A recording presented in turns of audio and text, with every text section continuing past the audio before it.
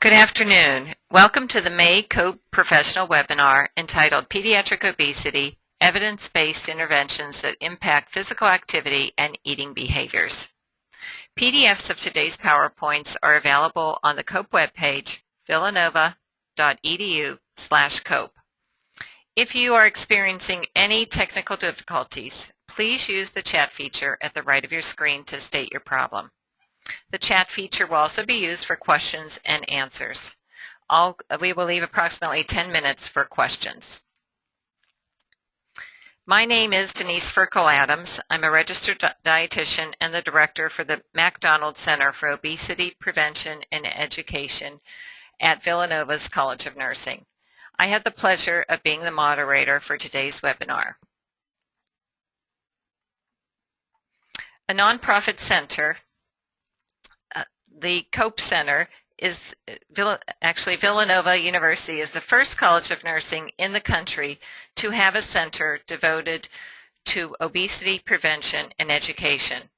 As this slide illustrates, COPE's goals are to provide continuing education like this webinar, partner with other agencies and organizations focused on obesity prevention and education, participate in research, and enhance education of students, professionals, and the community.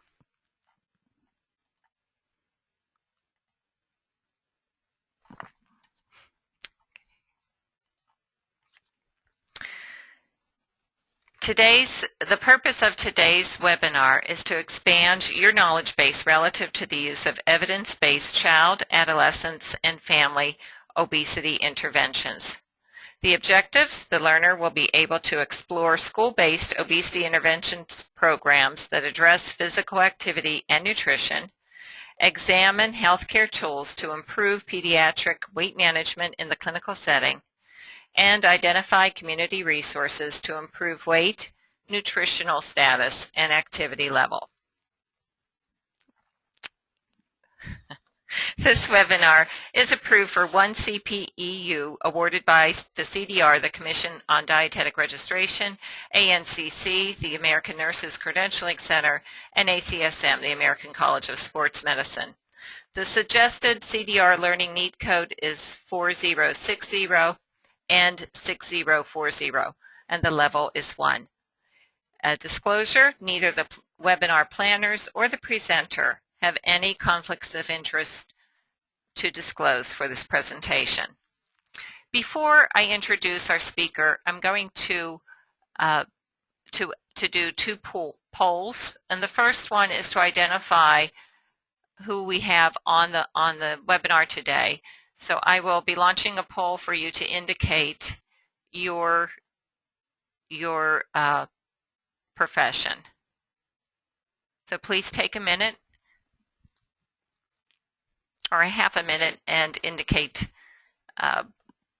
your profession. If you're using an iPad or a tablet, you may not be able to vote. So the polls are indicating that we have a majority of registered dietitians, over 90%. We have 3% registered nurses and 3% educators.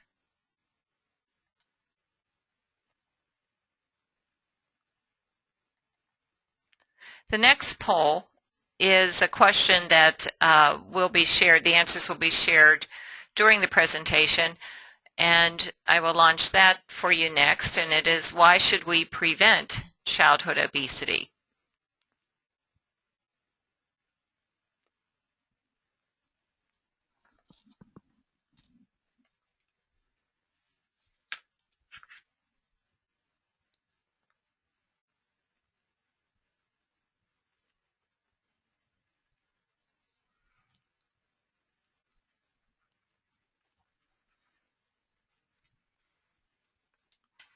Okay, and with that, I will next introduce the speaker.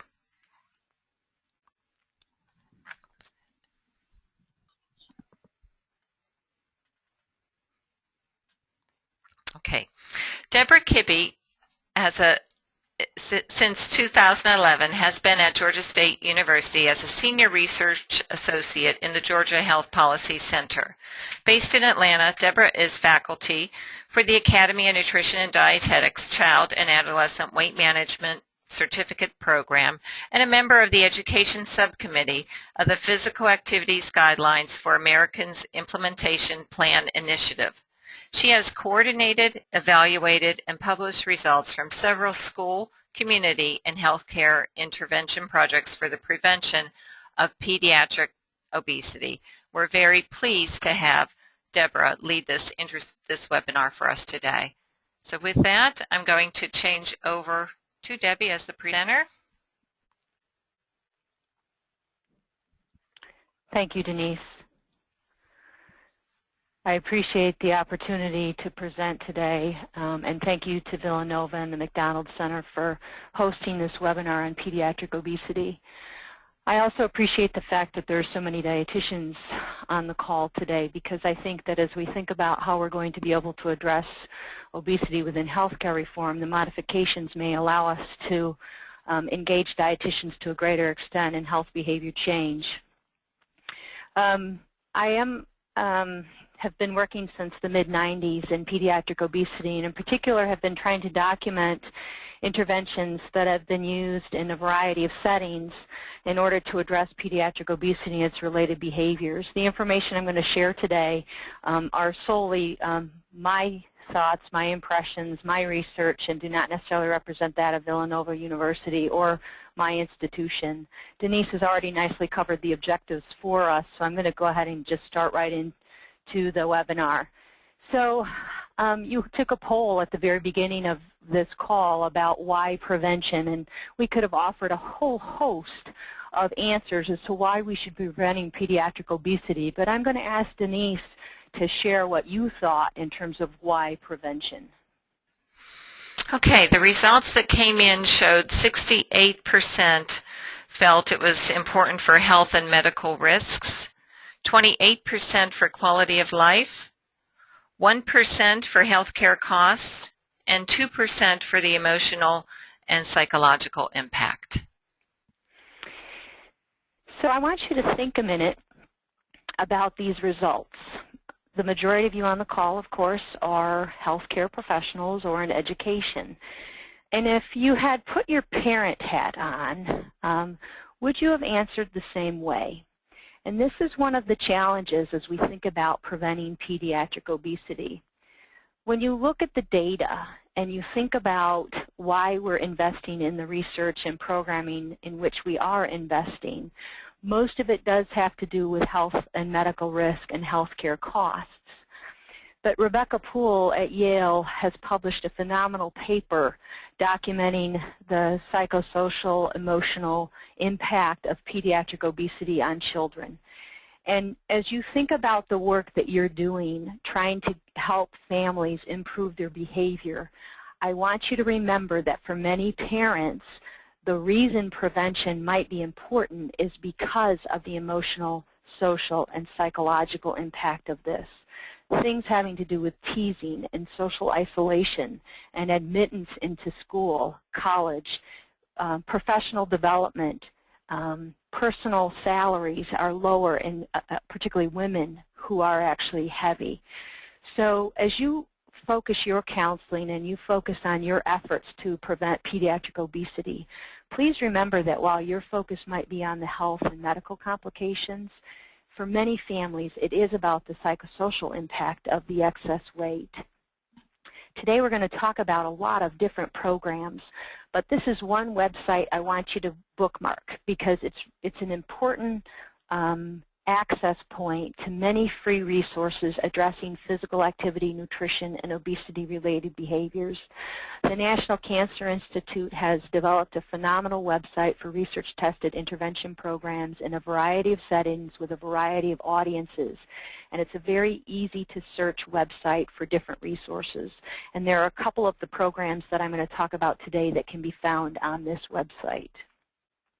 First, we're going to talk about the school setting. And back in the early 1800s, Thomas Jefferson talked about how children should actually spend half the day in education and half the day in exercise, because health is worth more than learning. And as we think about the priorities of today's education system, of course, the academic achievement rises to the top. But those of you working in the healthcare setting know that a healthy child can be a good learner, and an unhealthy child really struggles to learn. Since the early 70s, the National Institutes of Health and CDC have been investing in school-based programming. The Division of Adolescent and School Health at CDC has put out a number of free resources, and I'm happy to share some of those with you if you'd like to receive them via email. But there's been a phenomenal amount of money invested of any setting. It has been in schools by these federal agencies, and they have had a significant impact on a variety of different behaviors. But of course, you have to put these school-based programs along a spectrum of intensity. So on the low end, you will get less behavior change, lower cost, potentially more sustainability. And on the right end, you'll get more intense interventions across more aspects of the school day with greater results, but also greater cost. And the key issue that we've been trying to explore here within the Georgia Health Policy Center, and we're currently working on a project now to look at school readiness to embrace some of this type of work. And do the readiness levels of those schools indicate greater intervention fidelity and sustainability of programming? And stay tuned for that. We'll continue to work on that effort. It is the best potential to reach all children. It's an opportunity to integrate activity and nutrition content with learning, and you're able to hit children from preschool all the way up to high school so that we can touch them on a continuous basis with this content around health behavior. One of the most evidence-based programs to date is SPARK, Sports Play and Active Recreation in Kids. And the folks at San Diego State University, that is Dr. Jim Salas and Dr. Tom McKenzie, back in the early 90s were observing physical education classroom as they were thinking about how to improve that experience for kids, because so many children didn't like physical education growing up. And what they observed that in a 50-minute physical education class, about 5 to 7 minutes were actually spent in moderate to vigorous physical activity. That's the MVPA on the screen. And so they realized that in order for kids to actually achieve a greater level of health and fitness as a result of PE participation, they needed to enhance the ability of physical educators to improve MVPA in a situation where they might have 50 to 70 kids with one teacher. And that was the goal of SPARK. And now today SPARK encompasses K2 through 6, middle school, high school, and they also have a self-management component to it. And what's happened as a result of the SPARK research is I think that the quality of PE in classes has been going up, and the professional development for physical educators has improved. And as a result, enjoyment of physical education is improving. The professional development is intense for this program. It does have a cost to it, but Paul Rosengard and his team at SPARK have done a phenomenal job of creating a learning experience wherein both PE and non-PE professionals can enhance the sports play and active recreation for kids in the school setting. With regard to preschool programs, I'm only talking about 2 of them today or 3 of them today, but there are a number of them out there, and I'm sharing these because they have different characteristics. I'm going to talk about Hip Hop to Health Junior first. This was a randomized controlled trial funded by NIH at the University of Chicago, and Marion Fitzgibbon and her team have done a phenomenal job of creating a program that is intended to be offered with minority children. And they have actually been able to follow up with children who participated in the intervention schools after 1 and 2 years, and they found that the children in the intervention schools actually had a healthier BMI as a result of the intervention, controlling for a variety of factors. So this program is one of the most evidence-based. They've published a number of papers from it, and the materials are available for purchase from the University of Chicago. The next program I'd like to talk about is Color Me Healthy. This program has less evidence, but it is beautifully done. It was out of North Carolina through part of their CDC obesity funding, and Diane Ward and her team have really worked to create an experience for children who are participating in Color Me Healthy, and it's intended to focus on the senses. The materials are available in English and Spanish. They have published at least one paper, and 2 more I know are in review. But what I love about Color Me Healthy is they really have focused on teaching children to consume colors and to put that rainbow on their plate. And they learn about these foods through a variety of integration within their preschool setting. The other thing they're doing is taking imaginary trips. And they're learning the alphabet through movement, but they're also going to the beach and thinking about the experiences they have there in terms of, excuse me one moment, I forgot to turn off my cell phone. I apologize, everyone. So in the Color Me Healthy piece, what they've done is really create an imaginary trip for kids to the beach, to the mountains, to the fire hall, where they actually learn through physical activities different things that happen in different environments. So it's a learning opportunity. The other thing they do is educate parents in Color Me Healthy. And this is one of the posters that appear at the front of daycare so that parents are reminded to serve their kids a variety of colors. The other program I'd like to talk about is the one that has what I would consider to be the most amount of research, particularly in the nutrition area. Dr. Christine Williams and her team at Columbia University, she's now retired, but they first started working on Healthy Start because Dr. Williams is a pediatric cardiologist and an expert in nutrition, and she was seeing cardiovascular risk factors in 2 to 5-year-olds. And so she created Healthy Start as a mechanism to embrace a comprehensive approach to health. So there are lessons in here about sun safety and nutrition and injury prevention and physical activity and a variety of other topics. They also have a number of other programs. One is referred to as Healthy Hops. The other is Animal Trackers. And within these, they are trying to integrate preschool lessons with health and nutrition-related content. So you can see here this is a Go Foods activity, and they're actually teaching kids about why foods could be called Go Foods and why foods could be called Slow Foods. And they do a song, and then they learn about different types of Go and Slow Foods. The other programs that I'd like to talk about are in the elementary, middle, and high school. The first one is CATCH, and this is by far the largest field trial ever conducted in the school setting. Many of you on the phone might be part of a CATCH initiative if you're working in the school or community setting, but it's now being coordinated by Steve Kelder and his team in Texas at the Michael and Susan Dell Obesity Center. And they have actually created resources now for preschool through 8th grade. They have nutrition, physical education, after school, classroom-based, as well as school nutrition programming. So they've actually done a phenomenal job of updating their resources based on their work from the 1980s. And when you look at these kids' intervention, they followed them up too after 3 years. And while the kids in the intervention schools were doing better than the control schools, their behavior had faded away. So without reinforcement, the lesson here is that kids actually will go back to their old behaviors. They won't get as bad as they were, but it is important for us to think about reinforcement. So if you are working in the school setting, I hope you'll work with your upper and lower grades to try to make sure that the information you're providing to children is actually being reinforced as they work their way through the school system.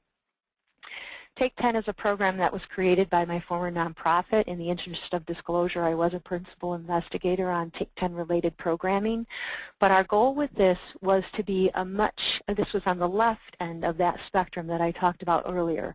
It's a lower cost, lower intervention in terms of the intensity of it, and therefore you don't get the same extent of behavior change as you do with the CATCH materials, which are much more comprehensive.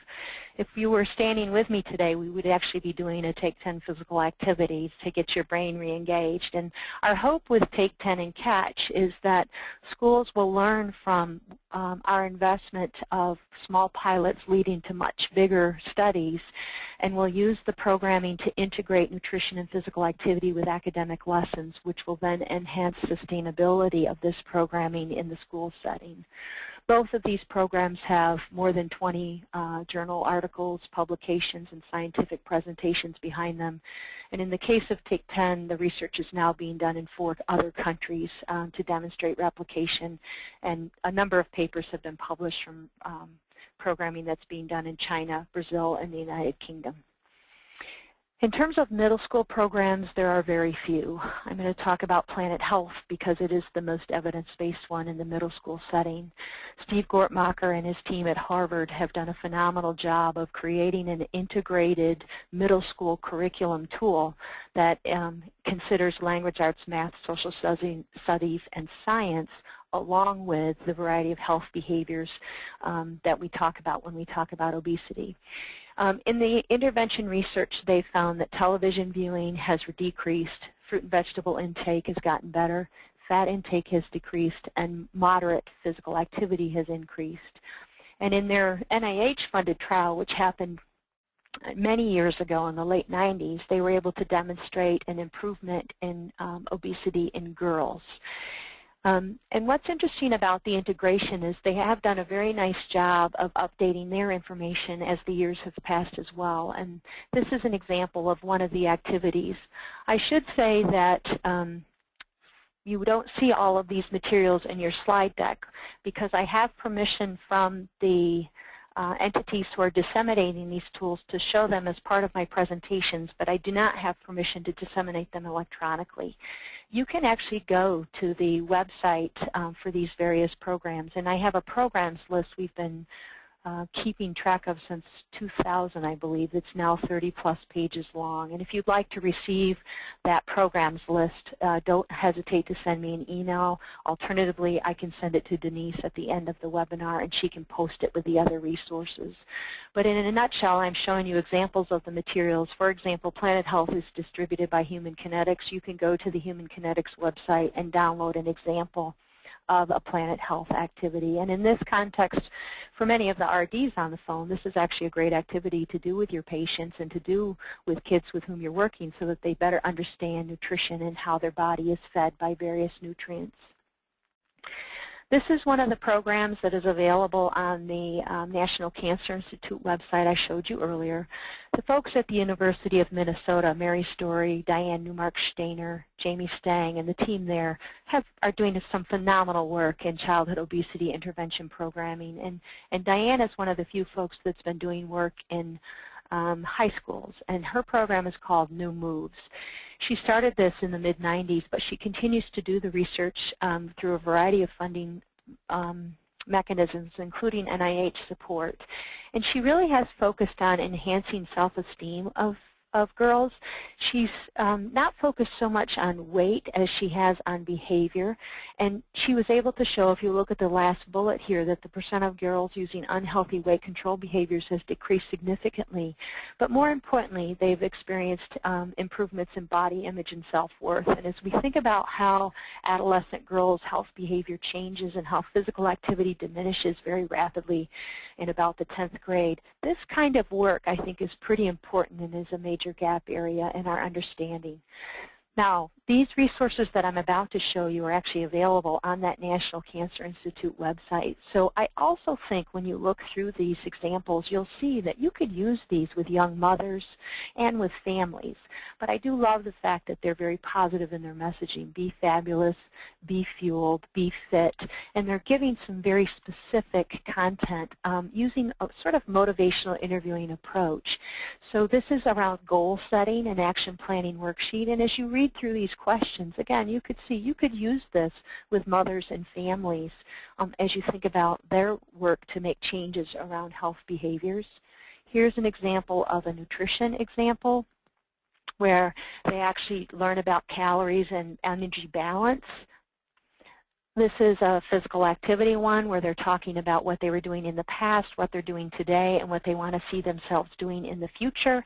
And again, it's a motivational interviewing approach to actually looking at barriers, looking at strategies to overcoming those barriers, and what they're going to do when achieving their goal.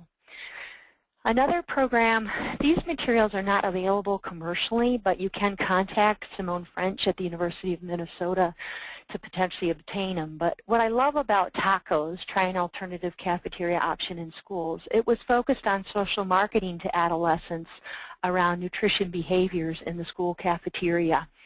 And over 2 years, they implemented a variety of promotions around nutrition intake. And I'm going to show you 2 examples of signage that were created as a result of the tacos intervention. The way this information was created was through a collaboration between a major advertising firm in the United States that has a Minneapolis-St. Paul-based office, the university professionals, and then adolescents from the Minneapolis-St. Paul area. And they crafted some messages that we as health professionals may not have successfully created on our own. So brace yourself for a couple of these messages. Eat more fingernails. They're nutritionally more valuable than a soda pop. So I hope you're laughing about this, because as we think about what will influence adolescent behaviors, we need to be mindful that it has to be catchy and it has to be short and it has to involve technology. And they were able to do in year 1 and year 2 a significant number of promotions, and the duration of promotions were able to influence the percent of lower fat food sales. The next one I'm going to show you was by far the most popular message that appeared in the tacos tools. Eat more boogers. They contain less fat than a potato chip. And I'm sure that all of you are making that ew sound right now. But it is funny that the kids made a difference in their food intake behaviors as a result of these messages. And they were able to show that they could increase the availability and the promotion of lower fat, healthier foods, and to increase the purchase of those foods as a result of this type of messaging. We need more work in the social marketing arena relative to adolescence and early adulthood, because I think it can make a difference if done in the correct way. The next thing we're going to talk about is the healthcare arena. And the tools I've sent to you are part of this section are actually sent to you because it's work that I have been involved in, and so we're able to share these resources. If you'd like to receive them electronically, you just need to send me an email. So we started work in the healthcare arena in the late 90s because we published a supplement to pediatrics, a needs assessment that was conducted in registered dietitians, nurse practitioners, and physicians about their practices relative to healthcare, obesity management and prevention. And what you can see in the literature is that they have reasonably regular contact, although that's getting less and less, particularly as children age. But you have a sense of credibility and trust for the average parent and child that comes into the office, and you can provide both individual and a team-based approach to care. But the other thing that's important, that's challenging, I think, for healthcare professionals today is the tracking and follow-up. You're able to achieve goal setting with clients, but often it's hard to follow up with them, and that's the piece of the behavioral contract that is one of the most important areas where I think we've been having challenges when it comes to obesity prevention and management. So we're going to talk about a number of tools today: the nutrition and activity self-history form, some exam room posters, a counseling guide, some what we call a circle chart, and then a prescription form which serves as a behavioral contract. So I'm going to show you an example of the NASH and explain it very quickly. So as we thought about what tool we could use in the time-limited environment of primary care to help clinicians provide counseling quickly, we turned to the Guidelines for Adolescent Preventive Services. This was a paper by Himes and Dietz back in the late 80s, I believe. And we used this algorithm for pediatric obesity to create a tool. Now, the page on the left side of your screen is the page that the adolescent patient or parent completes. This is a 4th to 5th grade reading level. However, some of the words in the family history area, in particular diabetes, actually sends the reading level up a slight bit higher. But in focus groups and in validation work we've done, most parents do understand what the words mean that are the higher reading level. The other thing I would point out here is that these questions, when we first started with NASH, all of the questions had some evidence base for them. But in our work with clinicians, they asked us to add a couple of questions. One is around the type of milk that a patient drinks. So even though we don't really have evidence to suggest that milk consumption or lack of milk consumption leads to healthier weight, they did want to know because so many families were consuming whole milk and children past the age of 2 were consuming whole milk. The other thing that we really don't know about is around eating meals or snacks in the car. But because so many families were eating in the car, they wanted to know about that. There's some evidence that's coming up, but when we first started this work, it was not true for fried foods. So what we've tried to do is craft a tool that is both evidence-based and practical based on feedback from clinicians. So when you think about the NASH form, I want you to write 3 words on a sheet of paper: right, risk, and readiness. The goal of this tool and the questions that are on the left side of your screen are for you as a counselor or for you as a person providing care to families to be able to say, you're doing this right, here are some risk behaviors about which I have concern, and then looking at the bottom questions in the section 4 of the front of the NASH, are you concerned about your weight or your child's weight? That is the readiness assessment. So if there is a yes to one of those questions, you can consider that that family, at least either the parent or the child, is ready to talk about weight. And then on the right side of your screen is the counseling guide, where it walks you through that algorithm found in the guidelines for adolescent preventive services. I won't go through this. It's easy for you to do that. But there's 2 things that we've changed. One is we no longer ask, what have you tried before and how did it work for you? Because in the time-limited setting, most clinicians said we don't have time to do that. But the other thing we're asking you to think about doing is asking the parent, if you're not concerned about your weight, or the adolescent patient, if you're not concerned about your weight, what would have to happen for you to decide to do something? What would have to happen for you to be concerned about your weight so that you can document in your chart or your EMR what behaviors would have to be experienced by that adolescent or that child in order for the parent to be concerned? This is an example of the BMI poster. It is available in English and Spanish. It's a great tool to use for families when there's a lack of recognition around excess weight. And it's also intended to help you use that stoplight approach. So if the child's in the red area, you can say, your daughter is in the red area of growth right now, and we'd like to get her down to the green. What do you think some of the strategies we could do together to make sure that happens? So this is a poster that will often be in the exam room. A mother or an adolescent sees it, and they realize, I look more like the child at the top than the one at the bottom. The other tool we use is a behavioral contract. Actually, very young kids love to sign this, which is why we have the patient signature on there. But it also, with adolescents, they understand this idea of behavioral contracting. And the main message here is the goals that are being set with patients have to be very specific. When you look at the literature on behavioral contracting, it's not enough to say be more active and eat healthier. It really does, as you know, for many of you on the phone who are IDs, you know this has to be very specific. 10 minutes of physical activity Monday, Wednesday, and Friday that makes you sweat and breathe hard, so that the information that they have when they leave your office is very specific. Green vegetables at 2 out of 3 meals, 4 days a week. So think about how you might use this prescription or other prescription pads that are available to you. For example, the American Academy of Pediatrics prescription pad is available online, and they use the 5210 approach in their prescription pad. So one of the other things I'd like to do with you today is to build your awareness around calories in and calories out. Many of you might have a knowledge of this, but when we're training healthcare professionals around pediatric obesity management, we want to build their awareness around energy balance and energy density. And so we walk them through this kind of an exercise where we have 1 cup of a number of food items, and we might change these food items to reflect the region within which we're doing the training across the United States or even in other parts of the world.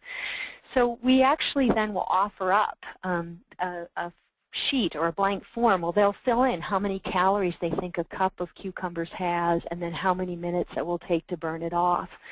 And then we proceed through that conversation about, for example, in the southeastern United States, we have a lot of adolescents that report consuming spicy hot Cheetos. So that might be an example of a snack item we would have on here. And they often eat the entire bag versus one serving that's in that bag. So I encourage you to think about how you're educating the teams within which you work around energy in and energy out, and making sure that you're helping your clients and the colleagues with whom you work to understand how many calories are in a serving of certain foods and how much time it takes the body to walk it off. And I know this is a difficult conversation because when you get to the bottom of these examples, the Ben & Jerry's and the barbecue potato chips, and I seriously looked for a bag of potato chips that had the most calories I could find, so I know that's an exaggeration. But the fact is, we want families to recognize that when they choose healthier foods, it feeds their body better and it uses it more efficiently. It's that calorie conversation around your body using good fuel versus not good fuel. The other tools I'd like to share with you today are a result of a project we've done in a variety of different locations, but it culminated in a 3-year project that we did with New Mexico WIC, the University of New Mexico, and the ILSI Research Foundation, my former nonprofit. We started this work actually in the early 2000s in the Atlanta area, and we did projects in Virginia, Georgia, Texas, and New Mexico. So a variety of initiatives informed the culmination of this New Mexico WIC project, Get Healthy Together, or also known as Untus Saludables. So we did a study in 44 clinics. They were randomly assigned to these 4 groups you see here, and I'm going to share with you the tools. And on the first slide of the healthcare section of this presentation, you'll see the references for both the pediatric primary care work as well as this WIC work. We have a number of papers that are now in review. But this is an alternative form of a poster that appears in the WIC clinic. And when we asked the WIC staff in New Mexico what they wanted to see real children. And you can see by looking at this poster that the little boy on the left is actually older than the little boy on the right. So one of the messages we provided as a result of this intervention was around accelerated growth, that growth is good, but accelerated growth is hard on this little 3-year-old body. And then you can also see the use of that traffic light coloring on the bottom here, as well as on this next tool, which is a WIC report card. For many years, of course, WIC has been tracking BMI for age percentile. And on this health report card, they put the child's name and date of the visit, the current height and weight, and the BMI percentile for the current visit, as well as the prior visit. And then the clinician also documents hemoglobin at the current and prior visit. And they put a dot on that red, yellow, and green bar for both the BMI percentile and at the bottom for the hemoglobin. And the conversation starts there. So if the child, the last time they came in for a WIC visit was in the yellow, and now the child has shifted closer to the red, the question might be, using your best motivational interviewing question style, is, last time you were here, your child was at the 83rd percentile, and now they're at the 88th percentile, moving closer to the red. Tell me what you think about that. Are you concerned about it? And so that starts a conversation there, and it helps the mother understand that in a very short window, which might be 3 to 6 months, the child has rapidly gained weight, taking them into a higher BMI for age percentile. The last tool is our Talking Tips tool, and on the back of this tool has the recommendations according to federal guidelines for what should happen in each of these categories. So many mothers were asking us, what should I be doing? What's ideal for my child? And so underneath those recommendations are 3 points of counseling that a clinician can use to start a conversation. This is the tool that's often used by clinicians both in the primary care and the WIC setting. If a parent is resistant to talking about achieving healthy weight, or a child or adolescent is resistant, I'd like to talk about one of these topics today. Which one would you choose? So there's no opting out of having the conversation, but having them choose from one of these issues. Let's go on to the community setting. So we're seeing a lot of intervention research in communities around the globe, and much of the community-based participatory research is happening in other parts of the world outside of the U.S. But we have a lot of sites that are possible for intervention, and many of you might be working in some of these areas or some of these settings, and I think this is one of our biggest gap areas. I want to talk about a couple of community intervention models. So if you're thinking about doing community-based projects, These are two examples you can look to for best practice. Shape Up Somerville in Massachusetts was an initiative started by Christine Economos and her team at Tufts. The goal was to increase energy expenditure or decrease intake by about 125 kcals per day.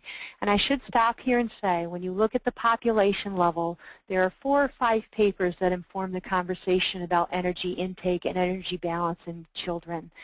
And what they're finding or demonstrating in their papers is that children at the population level in the United States are out of balance by about 110 to 160 kcals a day. However, when you look at overweight and obese children, particularly adolescents, that documentation about being out of balance leans towards 600 to 1,000 calories a day. So for those of you that are providing counseling around pediatric obesity-related behaviors, you know that we can't possibly overcome that kind of imbalance with physical activity. There has to be some pretty significant changes to intake when it comes to achieving balance in these overweight and obese kids. And often it will start with beverages, eating outside the home, and portion control. Those are the 3 areas where we have the most evidence around dietary impact on achieving healthy weight. Portion control, eating outside the home, and sugar-sweetened beverages. So Christine Economos and her team took a multi-level approach looking at before, during, after school, home-based messages and community-based messages, including parks and rec, retail outlets, fast food restaurants, etc. They engaged a whole host of initiatives in the year 1 of the programming, and after year 1, only after 1 year, they were able to see a decrease in the BMI Z-scores. And this is a new slide I'm showing you now because this report was just uploaded to the Somerville, Massachusetts website recently. But they assessed BMI for age percentile at 3 time points since this work started, and they were about 3 or 4 years apart at each time point. But what they've been able to show is that students gained about 1 pound less compared to other communities, depending on the type of project, or based on the trajectory they were exhibiting before the intervention. So about 1 pound less. And as you analyze data on BMI for age percentile, and you're talking about elementary school kids, 1 pound can make the difference between being in the 90th percentile or even making it back down to the 85th percentile in a 1-year window, depending on growth patterns. So 1 pound can make a large difference in these very young children. The next project I'd like to talk to you about is EPOD. This is an obesity prevention initiative, and my French is terrible, so I won't try to pronounce either the EPOD acronym in French or the name of the FLVS study here. But basically 2 regions of France, Jean-Michel Boris and his team, he's a physician, and he saw this increase in obesity in his practice. And so back in the early 90s, he began to conduct a community-based intervention wherein they actually did a top-down, bottom-up approach. And what they were able to show is at the 8-year mark, so this is a concerted effort with targeted intervention with a project director, they were able to begin to decrease childhood obesity prevalence, and that continued over a 12-year window. So from 1992 to 2004, it took a lot of investment of time, energy, resources, both human and financial, but they were very successful in reducing childhood obesity prevalence, and in particular in the poorest families who needed that impact the most. And when you ask them about their lessons learned and you look at the various published papers, what they are able to show is this is a feasible model. It's important that the family is the target, that we don't just target the children who are heavy, but it's a family-based approach. And critical to the success of these projects has been city leadership as well as public-private investment. There's reluctance, I think, in the U.S. to think about private investment, and it's been a point of contention across the world as this EPOD model has been replicated in about 12 other countries, but it is a key to success. The other key to success is having a local project manager that is the champion for all this work. So the message from EPOD and from Shape Up Somerville is community-based work does work, that partnership of public-private entities working together with city leadership targeting the families is important, and it does take time. Some other free resources that I want to share with you. America on the Move is trying to achieve energy balance in adults, but they also have resources for tools for kids and also in a variety of settings. This is an example, 100 ways to add 2,000 steps. They also have 100 ways to cut 100 calories. So the goal is to achieve energy balance. You can also use the America on the Move online tool to track groups of walking through a variety of different paths, the Pacific Crest, the East Coast Greenway Trail, and it's just a really cool website and a lot of resources for healthcare professionals that are free to you. You just log in and register yourself, and then you can access all those resources. Another community tool is Ways to Enhance Children's Activity and Nutrition, or We Can. The National Heart, Lung, and Blood Institute has taken some of the best of the NIH-funded projects and taken these resources into the We Can initiative. They have a whole host of tools and materials on the We Can website. It appears here on the screen, and I'm going to share a couple of them with you. One is called Media Smart Youth. This is based on the work of Tom Robinson at Stanford University. He created the Student Media Awareness to Reduce Television initiative, SMART, and he's created an integrated tool that helps youth become informed consumers of media and to be better viewers of television and marketing messages. Another tool that's there is the We Can Parent Guide. This is one example where they're providing examples of chores around the house and sporting activities and how moderate to vigorous they are. There's also a calorie chart within that parent guide that helps you understand what a sedentary 2-year-old should be consuming versus a very active adult male. Romp and Chomp is a tool and a program out of Australia. Dr. Boyd Swinburne and his team at Deakin University have done some phenomenal work in community-based intervention research. In the Romp and Chomp is a preschool program, and they did an intervention study in about 12,000 kids in the daycares, family settings, and preschool settings, and the goal was to achieve sustainable change through a variety of different mechanisms.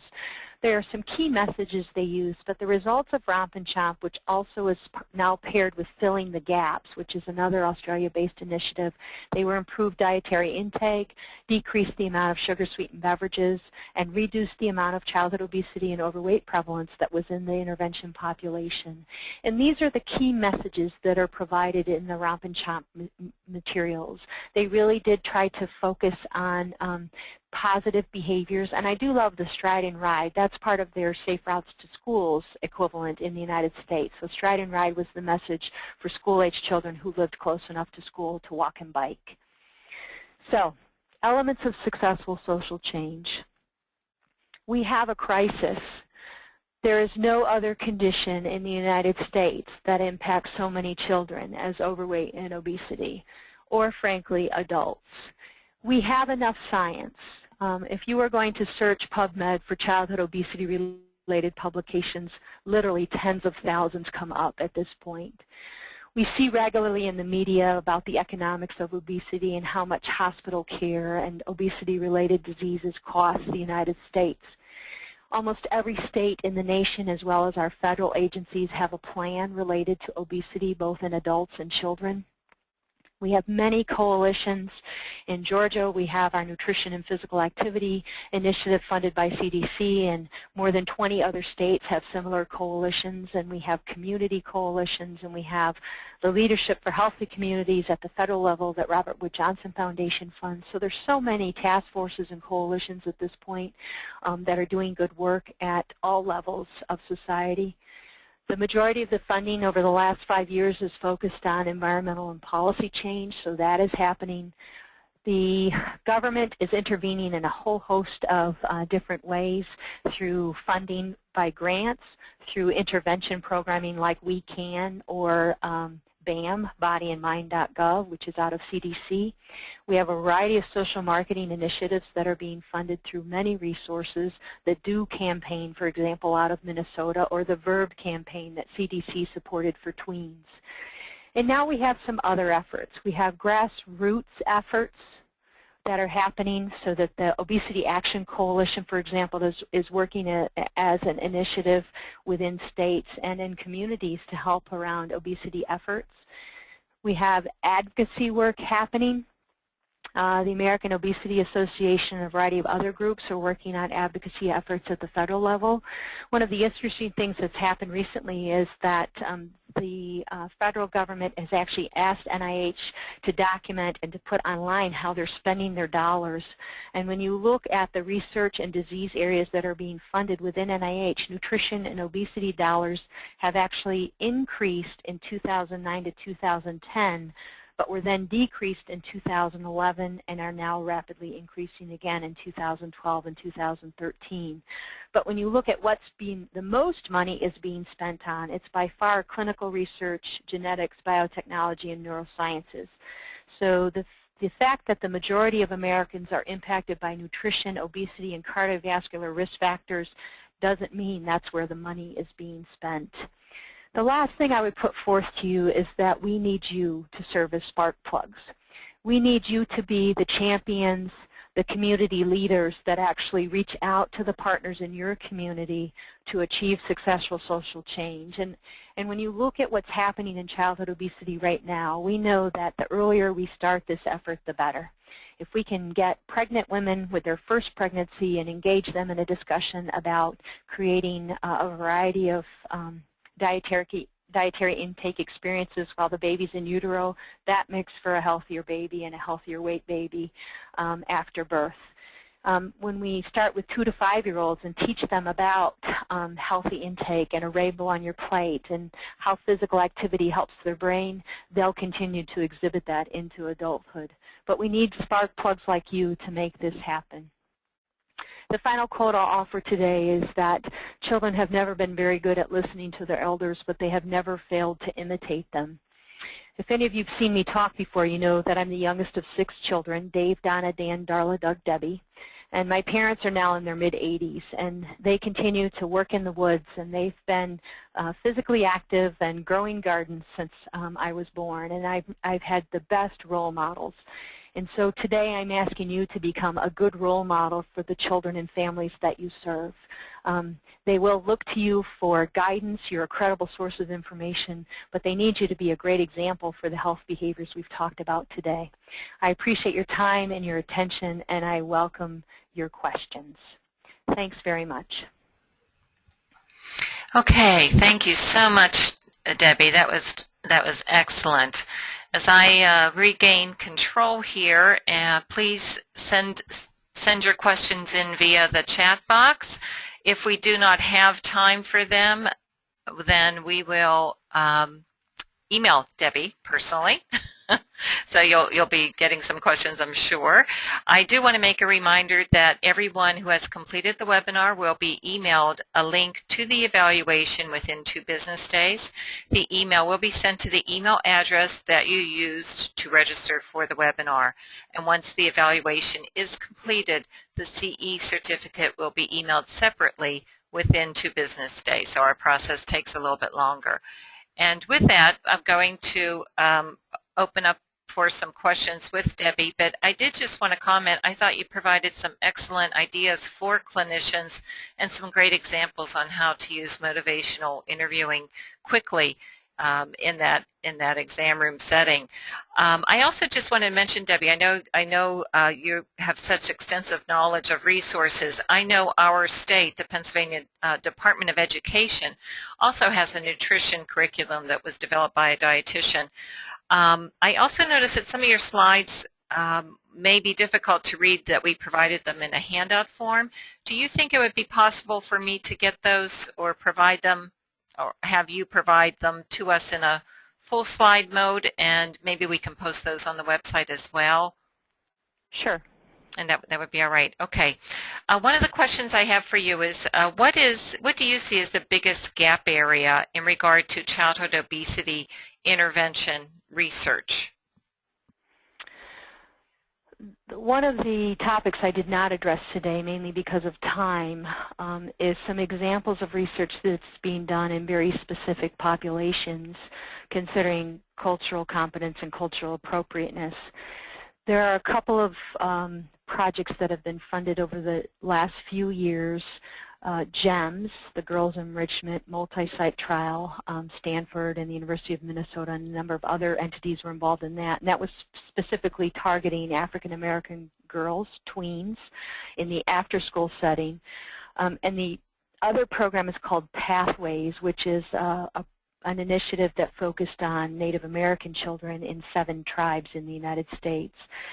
As you think about the influence of food and culture working together, this is the area where I feel like we have the biggest gaps. When families fight, they often fight about food and nutrition, and as we consider ourselves counselors around healthy behaviors, counseling about food is a hard conversation when we don't have familiarity with the cultural aspects, with the cultures whom we serve and their food preferences. So I do think this is the biggest gap area, understanding culture, cultural influences on food. And in the case of the Pathways trial focused on Native American children, they actually incorporated Native American dance into that intervention to enhance children's understanding of cultural traditions. So I think it's a huge gap area, and I think it's an area where we need to learn a lot more. The second area, I guess I would say, is the social-emotional piece. Okay. Another question is, what trends are you seeing in childhood obesity programming and funding right now?